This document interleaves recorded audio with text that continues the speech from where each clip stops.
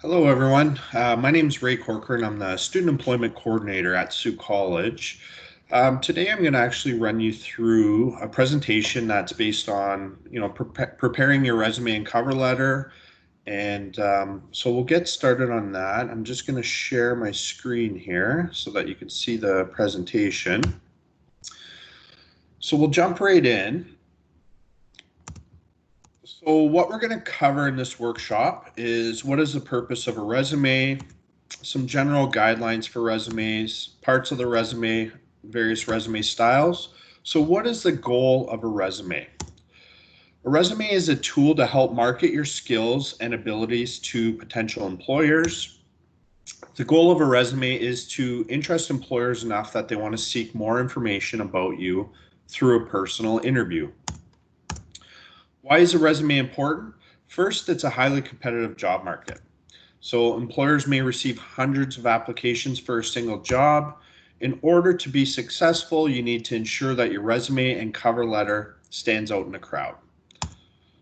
So some general guidelines. In terms of the length, 1 page to max 2 pages is ideal. You want to make sure that it's clear and concise. Font size, a 10-point minimum to a 12-point maximum. You do want to try and use a standard font that most people are familiar with. So something like Arial Times New Roman would work fine. Paper, again, you want to use the standard paper, 8.5 by 11.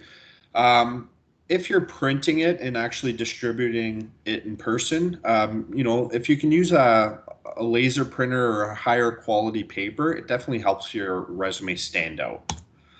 So some parts of the resume. So you're going to have your contact information, which generally comes in the form of a header. So you'll have this information at the top of your resume, and you want to make sure that you have this information on every single page of your resume, just in case, a page seems to go missing. That way the employer knows how to match up the resume. Objective or impact statement, certificates and licenses, profile, summary of qualifications, education, and your employment experience.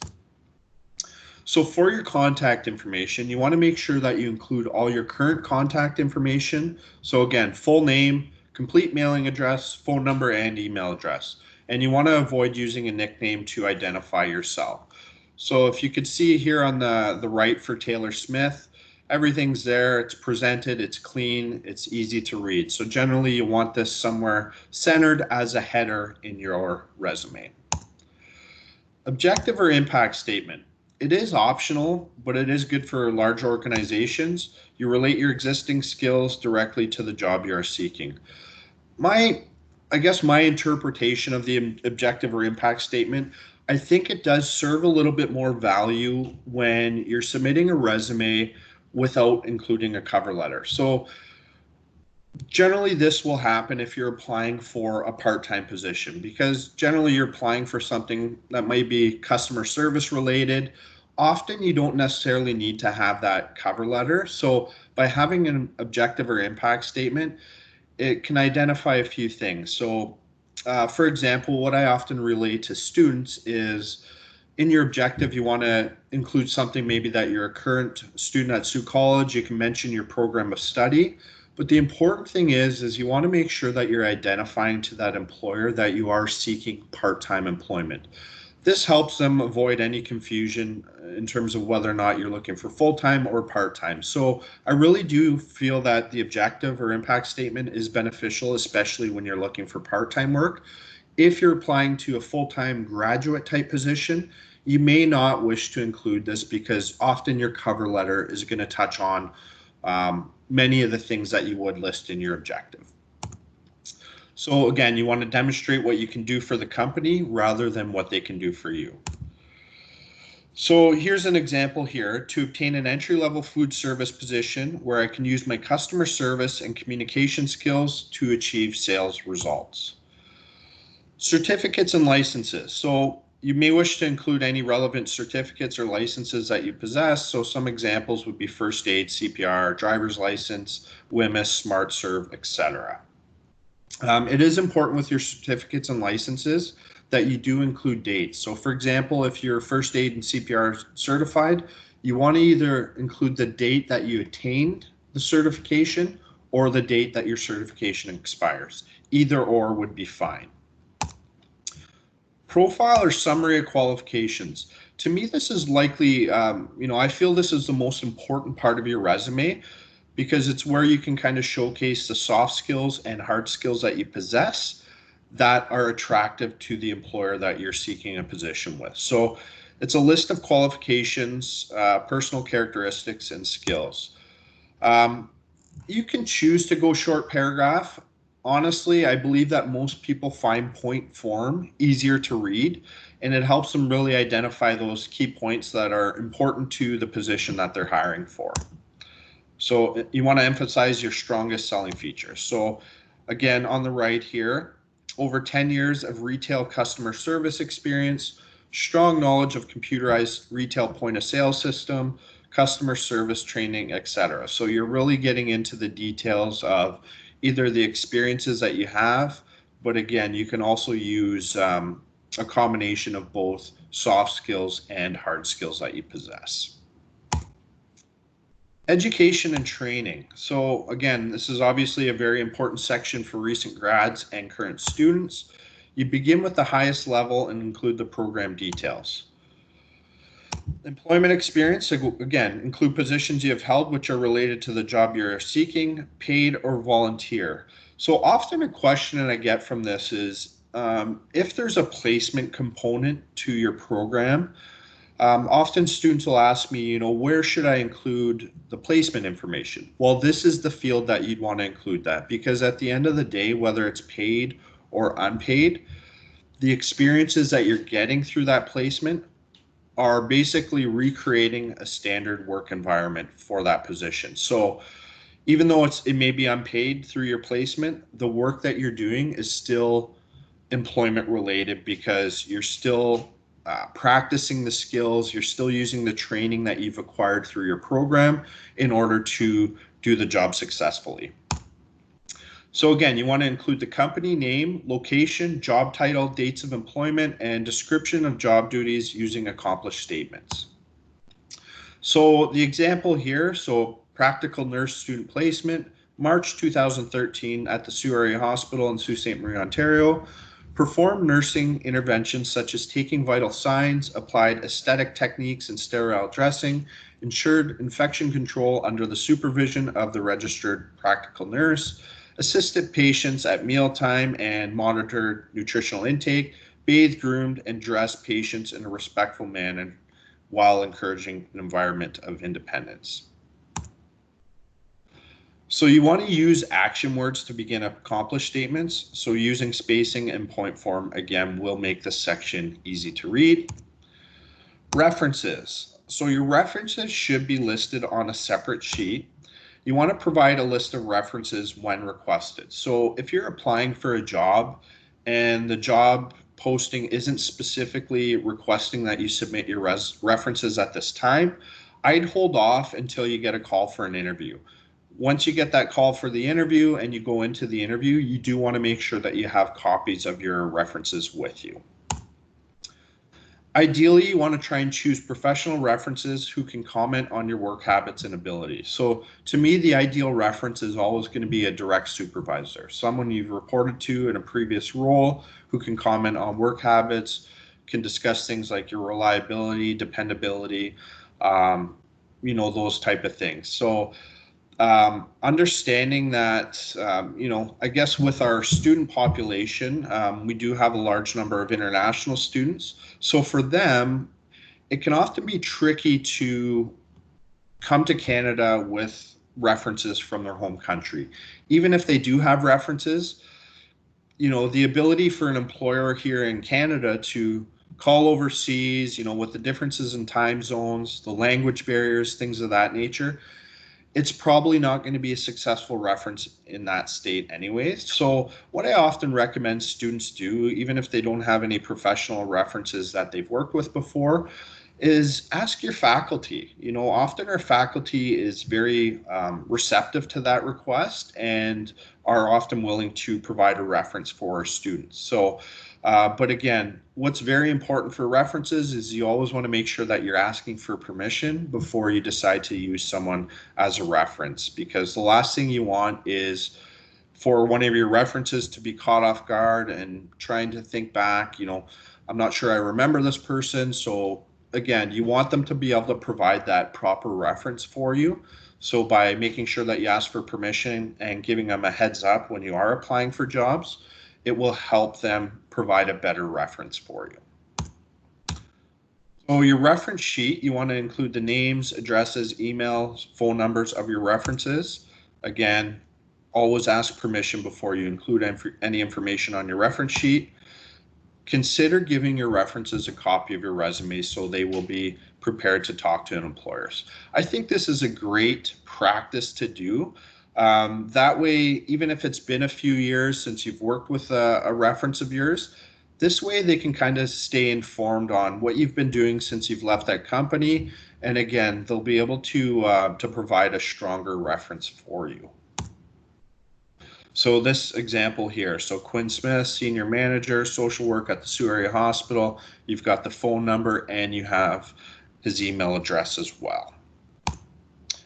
So resume styles, there are various styles, but I am going to focus on the most common one that I use with our students, which would be a chronological resume. Education and work experience in chronological order, where you begin with the most recent. So technically, I guess it would be called reverse chronological order. So for each job, you list your job title, the employer that you work for, and the dates of employment. Dates of employment, it is very important that you use the month and year to the month and year that you work for them. There's often resumes that I see that will just include the year that the person worked there. So for an example, someone had on their resume, they worked for this employer from 2012 to 2013. Well, if I'm an employer reading that, the information's incomplete because, technically you could have started that job in December 2012 and only worked till January 2013, which is only a month of experience. Or you could have started in January 2012 and worked till December 2013, which is almost 2 years. So by providing the month, it gives a truer representation of how much experience you had in that role. So to me, that's one of those big things that I think employers do look for, because often when I only see the year, I almost get the instinct that someone's trying to be deceptive in some way, shape, or form. So the more information that you can provide in terms of the date, the better off you're going to be. I'm not necessarily suggesting you need the day that you started and the day that you ended, but again, month and year to month and year would be sufficient. So this style, again, is best for people whose job experiences closely parallel the positions for which they are applying, who have not had periods of unemployment time between jobs. So here is an example of a resume template that I use with a lot of the students here at Sault College. And I really do like the format of this resume. It's laid out in a way that's very easy to read. It can help you highlight those key points that are important to the employer and important to the position that you're applying for. So if you look at that grayed area at the top, so that would be your objective or impact statement. Then it goes into your certificates and licenses, summary of skills, which again, this section can include soft skills or hard skills. Your education, so by starting with the most recent, so if you're a student at Sault College, you'd start with your program of study at Sault College and work backwards from that. High school information is only important, I guess, if you're doing post-secondary.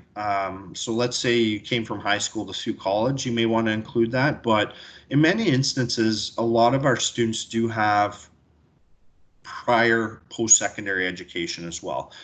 In particular, if you're an international student, a lot of our international students do come to Canada with a degree already from their home country. So if that's the case, you may not need to include your high school education on your resume. But again, you can leave that choice open if you wish to include it. It's not going to create any issues with that. And then obviously your job title, or under your work experience, you have your job title, the company you work for, the location, and the dates of employment. And then underneath here, you want to add your bullet points and describe a little bit more detail about what your job duties were and things of that nature. And lastly would be any community involvement. So this would be any volunteer work or things that you're involved in that are unpaid. So you may wish to include that on your resume. So again, this is a template that I use with our students, but keep in mind, your resume can be 2 pages. So just because this is only showing 1 page, you can expand this resume into a 2-page resume if you have enough information to include on your resume. So in summary with resumes, a resume is a personal summary of your work history and abilities. You want to organize your information in a way that best demonstrates how your background meets the needs of employer. On to cover letters. So what we're going to talk about in this workshop is the purpose of a cover letter, general guidelines for cover letters, cover letter do's and don'ts. So what is the purpose of a cover letter? A cover letter expresses your interest in a position and outlines your qualifications to a prospective employer. Provides an opportunity for the job seeker to demonstrate to an employer how they are a good fit for the position. It also provides an opportunity to explain transferable skills and or address any obvious gaps in employment. So in some cases, employers may use the cover letter as a screening tool. I'd say in all cases, the reality is you want to make sure both your cover letter and your resume are error-free. So if attention to detail and computer proficiency are important aspects of the job, your cover letter will show whether or not you have these skills. So some general guidelines. You want to try to limit your cover letter to a single type page. A half page to a 3/4 page letter is fine. Employers are busy and do not have an infinite amount of time to read through cover letters, so it's in your best interest to keep it concise. You want to address the cover letter to a specific person. You can do some research to try and find a name to put on the letter. If you must use a generic greeting, attention hiring manager is preferable to whom it may concern. So an example here would be Emma Markley, Human Resources Manager, Sioux Area Hospital. And then the letters addressed Dear Miss Markley. I leave this in this presentation just to kind of remind myself to touch on this. And I wouldn't actually use Dear Miss Markley because if you have the first and last name, you're better off saying Dear Emma Markley. You don't want to make assumptions, regarding if someone's Mrs., Mr., if someone's married, if they're not.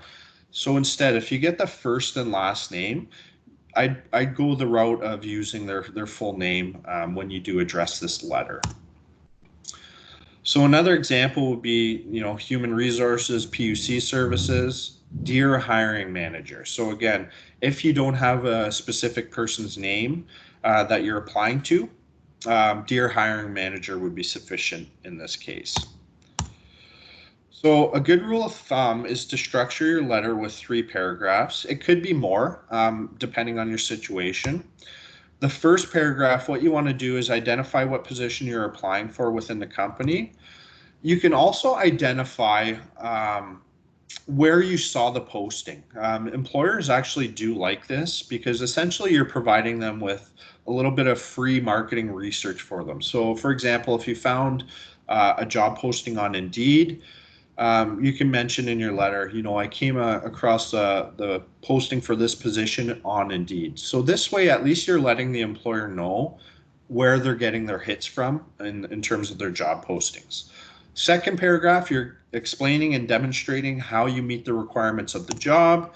And lastly, you're just trying to tie your whole letter in, and in a roundabout way, you're requesting an interview with that employer. So first paragraph, try to catch the reader's attention with a strong, well-worded opening. So an example here, I'm in writing in response to your advertisement for an administrative assistant at the Sault Area Hospital. After learning about the nature of this position, I felt I had to request an opportunity to put my experience and education to work for you. Paragraph, you want to highlight your strongest qualifications and how these will be a benefit to the employer. Use specific numbers, names of equipment, etc. when describing your experience.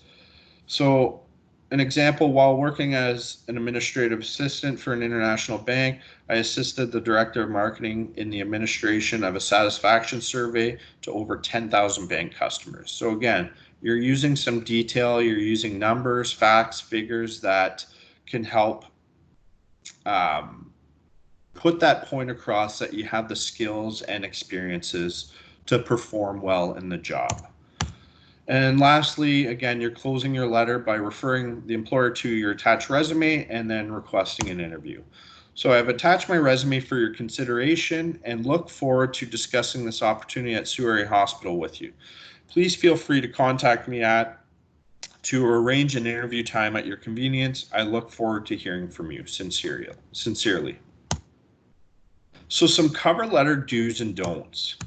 So you do want to appeal to company values, attitudes, goals, and projects. Elaborate on the information in your resume. Provide evidence of your qualifications. So again, back to the point of using facts, figures, maybe it's software that you've used in a previous role or that you're familiar with. The more detail you can provide, it does help you stand out to that employer. Proofread carefully for grammatical and typographical errors. The letter should be error-free. This is so important, and if there is one thing I want you to take from the presentation today, is your resume does need to be error-free. So having someone else look at your resume is extremely important. Often we're all too familiar with our own writing styles, the way we talk, the way we communicate. So you could read your own work 100 times and still miss a mistake that might show up in your resume, or we could use an essay, for example. Just because you're so comfortable with your own writing style, a lot of these errors do go unnoticed. However, if you have a fresh set of eyes, someone else who can take a look at your resume for you, they may be able to pick out some of those errors that you may have missed. So again, very important to have someone else proofread your resume and cover letter. You want to use concrete words to describe your experience. Use present tense to discuss current activities and past tense for previous job duties or accomplishments. Be as specific as possible in your descriptions. So you want to list dollar amounts and figures when you can. Include the names of equipment, software programs that you're familiar with. Don'ts. You don't want to address the letter to whom it may concern or dear sir or madam. You don't want to be vague in your description. So again, you want to make sure that you're being specific, using examples from previous work experience.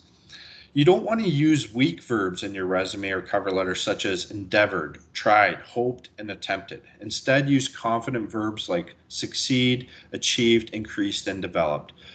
These types of verbs show progression, meaning that you've been able to achieve, whether it's achieving sales results, using those facts and figures, it could help paint a better picture for that employer to understand how valuable your skills and experiences can be for them. You don't want to use the same cover letter for each application. So your resume and cover letter, you're always trying to tailor it to the position that you're applying for. You don't want to, again, submit your cover letter or resume without having someone look it over. You may have missed something, spelling, grammar mistake, or you may need to clarify a point, and someone else's eyes might be able to help you do that. So that's it for the presentation today. Here's the contact information for the Student Job Centers, as well as my personal email address. So if you're a student, if you are interested in looking for some job search support, resume cover letter support, interview skills, interview prep, anything employment related, please reach out to me directly. I know we're living kind of in unprecedented times at the moment, so things are a little bit challenging, especially in the job search world.